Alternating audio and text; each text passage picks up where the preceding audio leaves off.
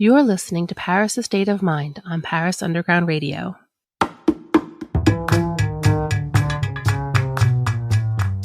Welcome to Paris: A State of Mind. Join us as we talk about the good, the bad, the ins, the outs of property rentals and purchases in and around Paris. We'll have topics for renters, owners, and visitors, share questions we are regularly asked, and more. My name is Gail Boisclair of Perfectly Paris, and my co-host is Marie Pistinier of Lokim Paris. Be a part of it. Both of us are proud members of the SPLM, the first representative body of furnished rental professionals. Hello, everyone. Marie, hi. How are you doing today? Perfectly fine today, as usual. Thank you. What about you? Oh, I'm fine. Just as I always say, working, making moves. So what's new for today's episode?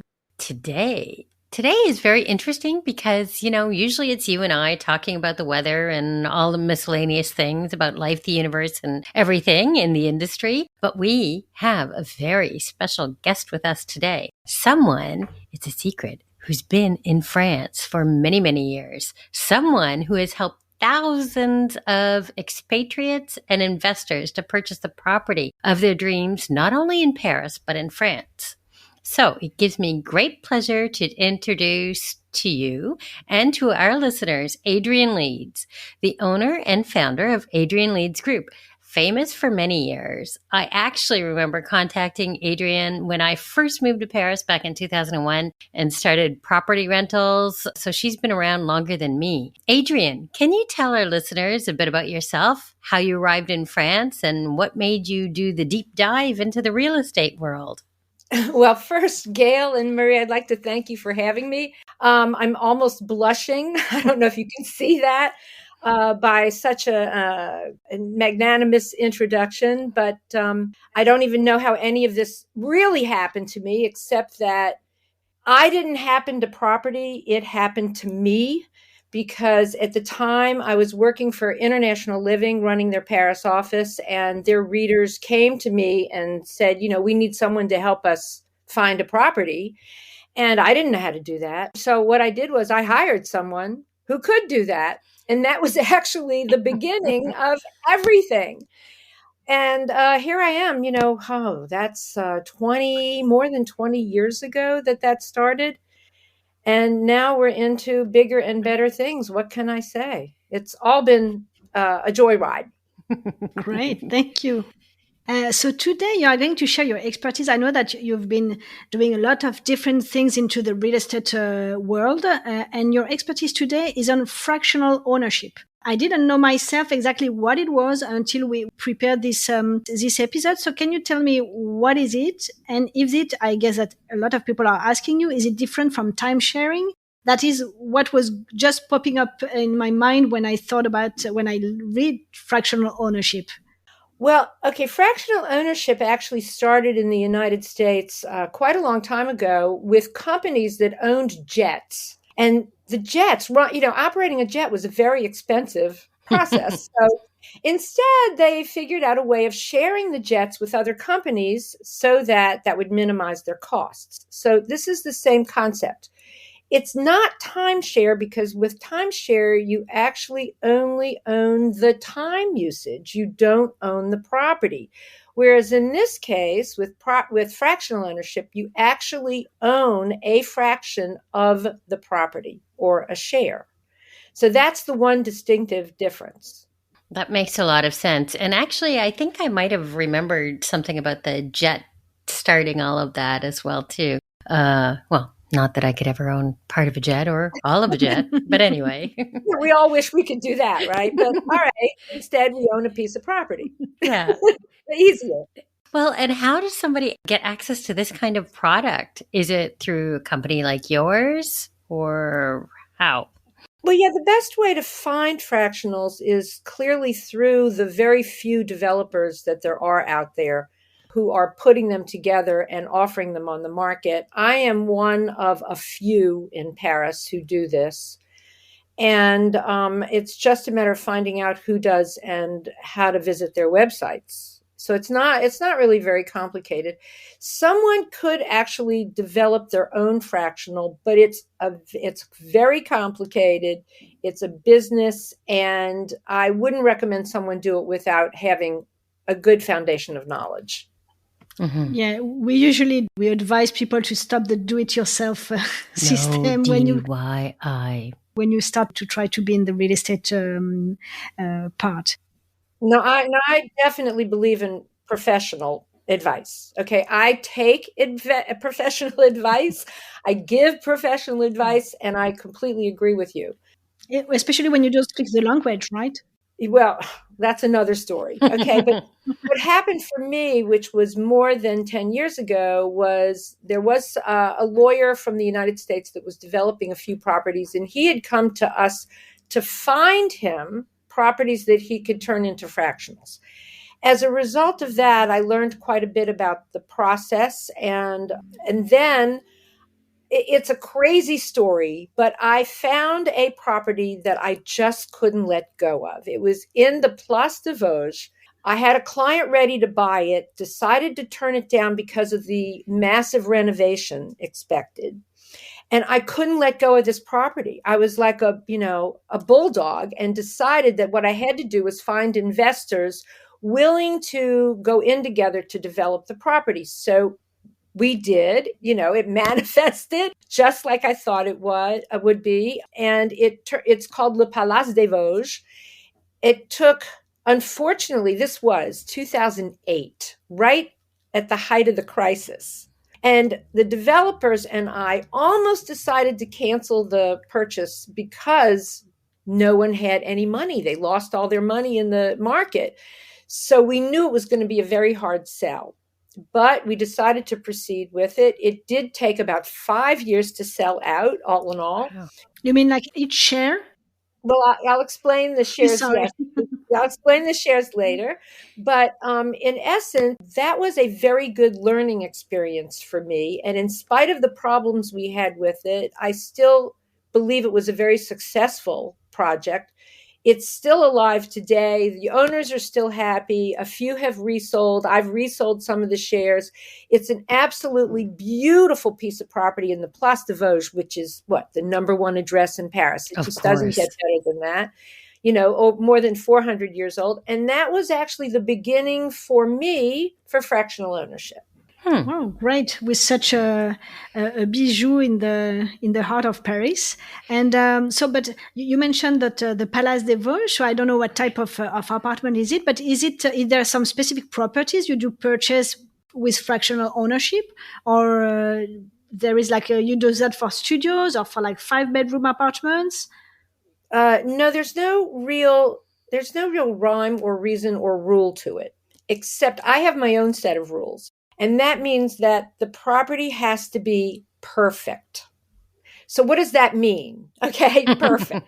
Yeah, perfect on which criteria? Who is the question, right?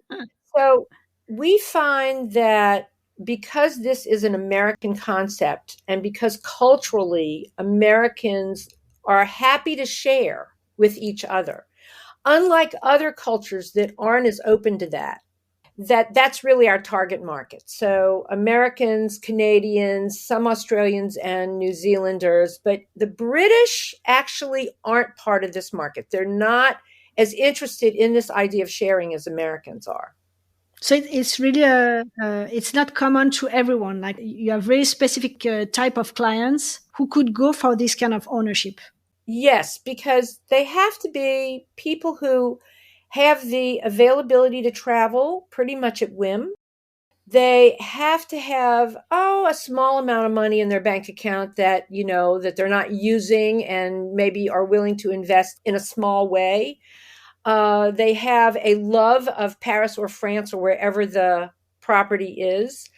And they want to be in an apartment. And now you know very well what's happened, especially in Paris, with the rental laws and how difficult it is now for an individual owner to have a property that they use a few weeks a year, rent the rest of the year. That's done away with. And even as someone who wants to rent an apartment, there are many fewer on the market to even rent.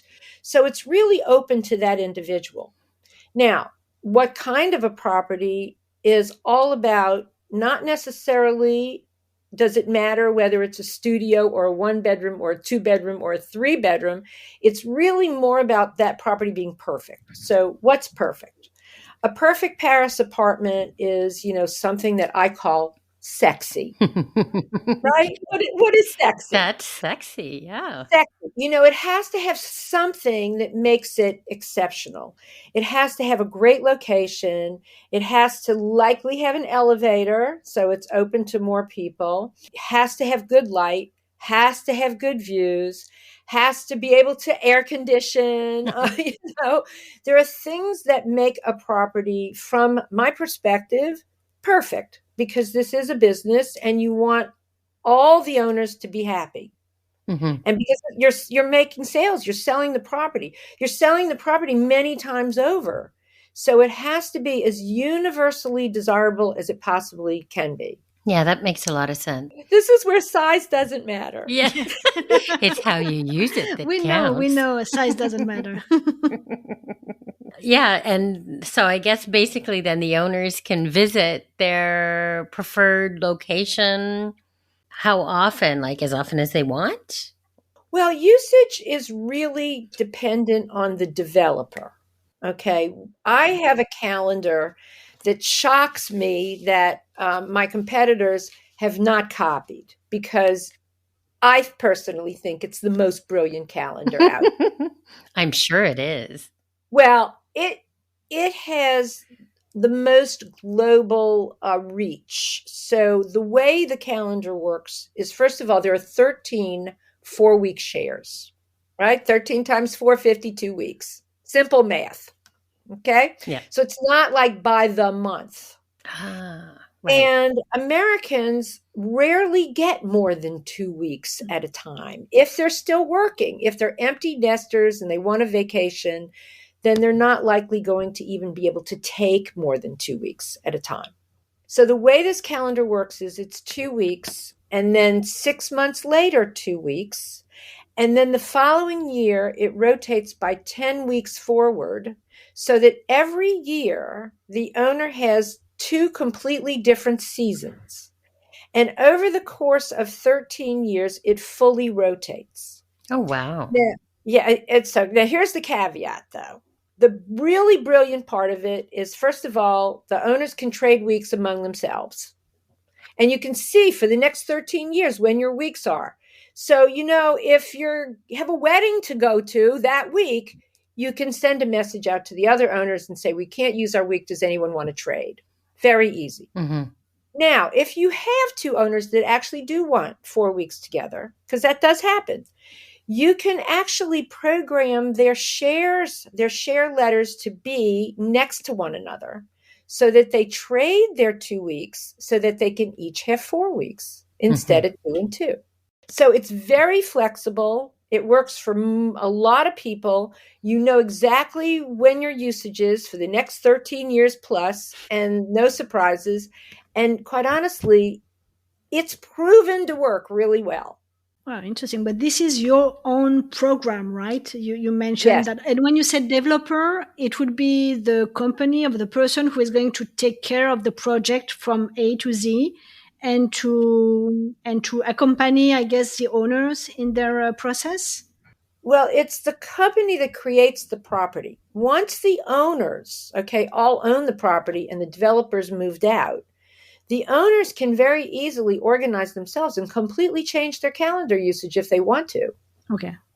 They have the right to make any decisions they want once they fully own the property.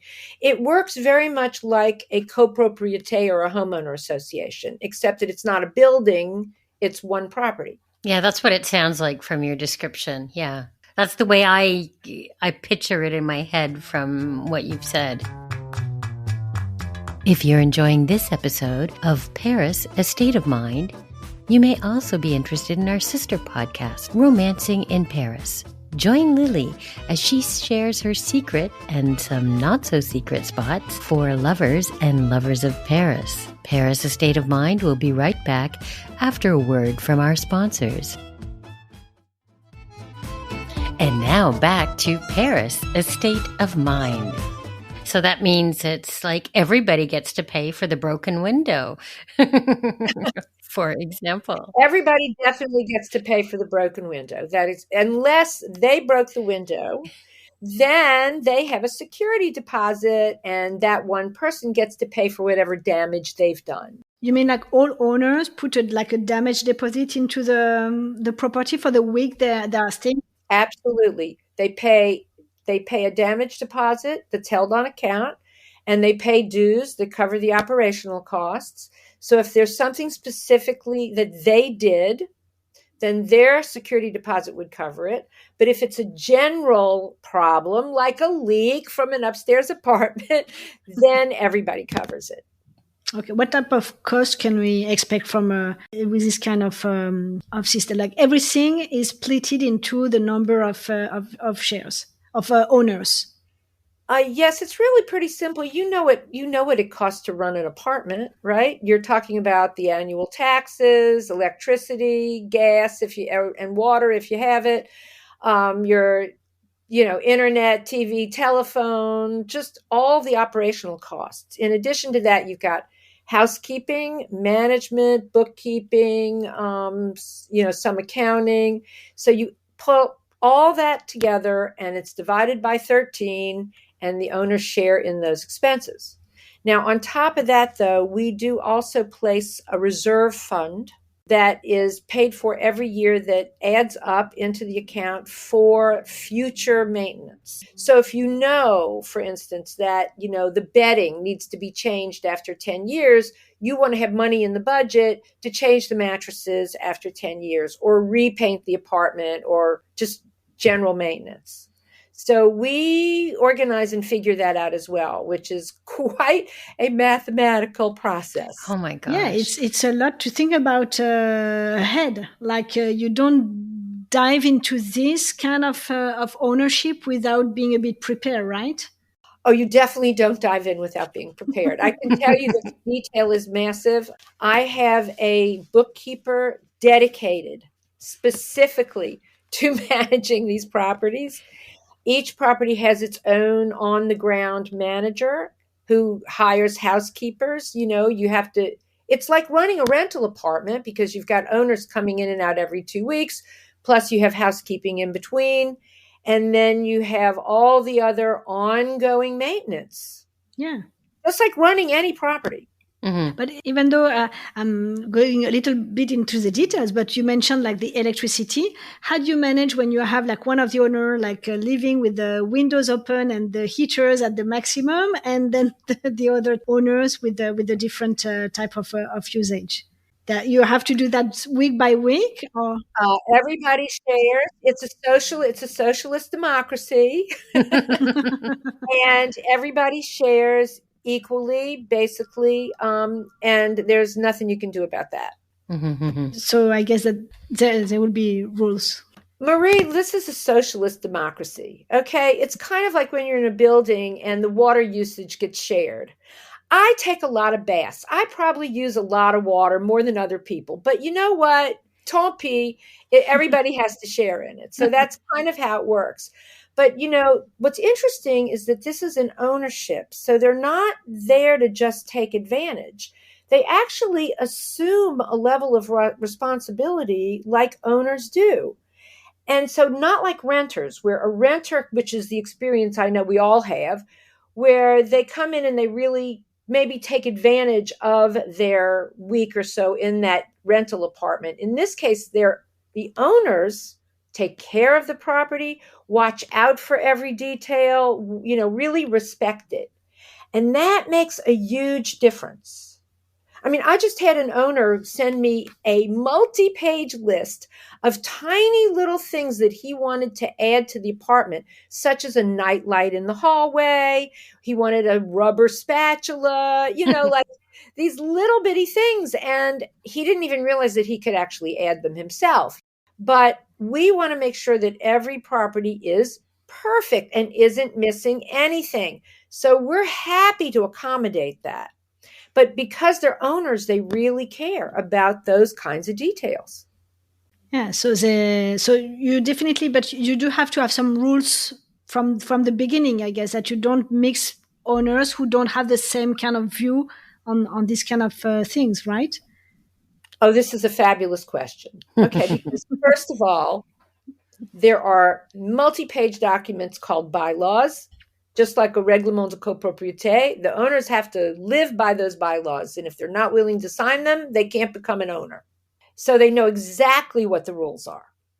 Then, because all the sales come through us, we have to vet the owners. It's my job to make sure that the owners are going to get along well and that there's not going to be any bad owners. And we can usually, we spot the red flags. Okay. Wow. So it can be kind of tough, okay, because you don't want to have to say to someone, you cannot purchase in this property. But we have to be subtle and strong and say things like, maybe this isn't a good fit for you. Maybe, being one of 13 isn't really going to work for your lifestyle. Because what happens is, how it is with any copropriété, there's usually one person who wants to be in charge of everything. Then there's always someone who does a lot of complaining. They have their own vision. But I want to avoid the owners arguing over the color of the couch. Mm-hmm. Now, part of that means producing, again, this perfect environment. So when we develop a property, I use, the best designer in Paris, Martine Di Matteo. She does absolutely gorgeous work. So I know there aren't going to be any complaints about decor. And, I want to make sure that the spatula is there and the nightlight is there and the splatter screen is there, every little tiny thing so that there's nothing that they're going to find missing or complain about. And as I said, it has to do with the property being perfect. And of course, we have this experience having run so many rental properties in the past. We know exactly what it needs. But managing the owners can be the biggest challenge of all. I will say this. History tells us that the properties with the fewest owners have the biggest conflicts. Really? Yeah, really. I wouldn't bet on that. I would have think it was the reverse. You would have thought the opposite. Yes. And that's because they're very proprietary. So, two people who own a property, that's a fractional ownership. Two people. I've seen an awful lot of conflicts happen between two friends, and maybe they don't end up as friends after. But with 13 owners, they don't have so much stake in it. It's not that big a deal. They know there are 12 other owners. So they really let loose a lot more. And there are the cream of the crop rise.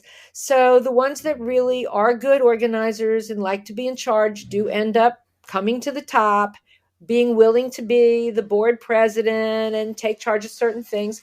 If there's someone who has bookkeeping experience, they might be willing to, offer that up. So it does happen in a very organic and natural way, but I still like to make sure that I think they're going to work together well from the beginning. Yeah, that must be a real task and a half, and then some.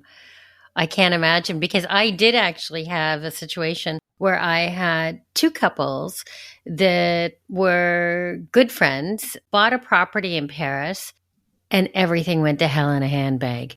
They are, to this day, after many years of me stopping to manage the property, because one of the couples, even me, and I think I'm a pretty reasonable and nice and calm person, I could not even deal with one of the couples anymore. I was on the phone and she was yelling at me, and I said, so-and-so, I could say her name, but that would be mean. So-and-so, you cannot speak to me like that on the phone. And if you're going to yell at me, I'm not talking with you. I am not meeting with you until you behave yourself. I just couldn't deal with her anymore. So I couldn't imagine what the other property owner was dealing with. It was like, oh my drama-rama. I've seen some really terrible things happen. And that's why, when it's a professionally organized, developed, and run property, you have fewer problems. When you have more owners, you have fewer problems. And because too many people who say, oh, let's buy something together. That sounds like a lot of fun. And they don't think about having bylaws, having agreements between them, understanding what's their exit plan. What if one doesn't want the property anymore? How is that going to work? I mean, they have to think about all these things. And if they don't do that, it's destined for disaster. Yeah. I totally see your logic about that many owners do in the end make for less conflict. Don't you see that, Marie? Yeah. Yes, with the explanation now, I see that of course when you have many people around, then I want a red sofa. I want a blue. I'm not going to fight. I'm not going to fight. It has to be we have to find a compromise. So very good. But I guess that we have many things to talk about, and maybe we have to do another episode, right? I think so. I don't know how you feel, but I think that there is many little details to see, especially on the purchase and everything that we didn't see yet. We could talk about this, or I could talk about this all day. Okay. And I do talk about it a lot. And yes, there's still a lot of information that can be had. So I definitely think that we should do a second episode to get into the nitty gritty and not just talk about picking the color of the sofa between two owners, because they'll never agree on it, but maybe 13 owners will. So yes, thank you. This has been just fabulous. I loved what you shared with us, Adrian, and it definitely shows that we need to talk into the more details in a next episode, because I'm sure our listeners will have plenty of questions that they're thinking about as we speak right now. Thank you very much. Thank you. Thank you, Gail. Thank you, Marie. Talk to you soon. Talk to you soon. Thanks for listening to Paris, A State of Mind, featuring Gail of Perfectly Paris and Marie of Lokim, both who are founding members of the SPLM. Paris, A State of Mind is produced by Paris Underground Radio. The music, Jazz in Paris, is by Media Right Productions. For more information on this show and others, go to parisundergroundradio.com. This episode of Paris, A State of Mind was produced by Jennifer Garrity for Paris Underground Radio. For more on this show and shows like it, please visit parisundergroundradio.com.